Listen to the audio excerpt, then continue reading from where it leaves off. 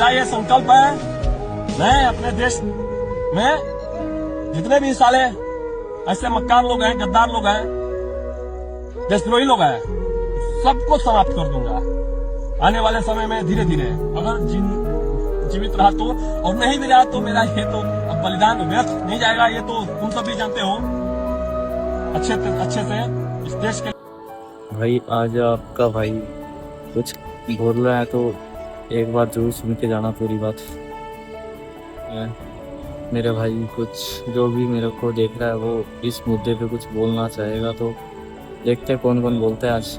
बोल जय श्री राम भाइयों। तो आप लोगों को पता ही होगा कि हमारा एक भाई था जो कि बिहार का रहने वाला था, भारत भूषण करके। भाई उसका एनकाउंटर कर दिया गया। भाई उसकी क्या गलती थी? मेरे को तो ये समझ नहीं आया कि उस बंदे ने एक आवाज़ उठाई या ये गलती थी उसकी, या फिर उसने सच्चाई के राह पे चला, ये गलती थी उसकी।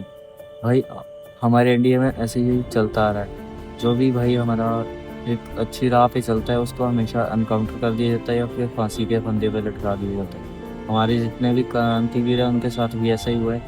हम आने वाली पीढ़ी को क्या बताएंगे भाई?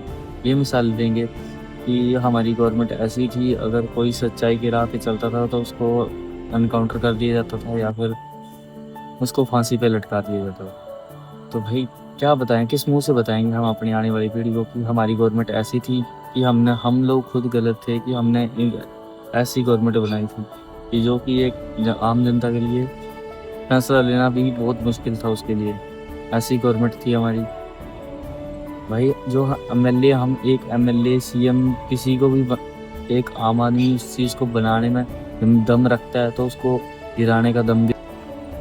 भाई उस बंदे ने सरेंडर कर ही दिया था तो फिर उसका एनकाउंटर करने का क्या मतलब था? क्या पुलिस वाले को इसीलिए सैलरी दी जाती है? हमारी गवर्नमेंट इसलिए सैलरी देती है कि अगर कोई कानूनी कार्रवाई करनी है तो जो नेता बोलेंगे वही करना है, इसलिए बिठाया उन लोगों को इस पोजीशन पे कि जो नेता बोलेगा वही होगा। एक आम आदमी को तो इस तरह से बना दिया इन्होंने, एक पत्ता तोड़ना आदमी माना एक बराबर हो गया भाई। अगर भाई हम आज आवाज़ नहीं उठा सकते तो मुझे नहीं लगता कभी ज़िंदगी में आवाज़ उठा पाएंगे हम। और ऐसे सहने की हमें एक बीमारी लग जाएगी। अगर आज नहीं संभलेंगे तो कभी नहीं संभल पाएंगे हम। अगर कुछ करना है, अगर आम जनता को लगता है कि हम कुछ कर सकते हैं तो भाई एकजुट होना पड़ेगा हम सभी को, उस भाई को न्याय दिलाना पड़ेगा। तो भाई वक्त आ गया है अब आम आदमी की पावर दिखाने का। एक आम आदमी क्या कर सकता है ये हमें बताना पड़ेगा। और जो सरकार, हमारी एमएलए जो सोचते हैं कि हम लोग कुछ नहीं कर सकते, तो अब हम कुछ करके दिखाएंगे भाई। अगर भाई ऐसे नेता हर इंडिया में पाए जाएंगे तो इंडिया का तो बहुत प्रचट जाएगी। और रही बात हमारी आम आदमी की, तो मुझे नहीं लगता कि अब भाइयों को बताना पड़ेगा कि जागरूक होने के लिए। आज उस भाई के साथ हुआ, कल को हो सकता है आपके साथ भी ऐसा हो।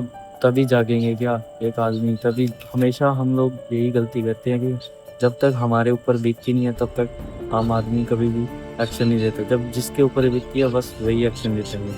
ऐसा क्यों होता है?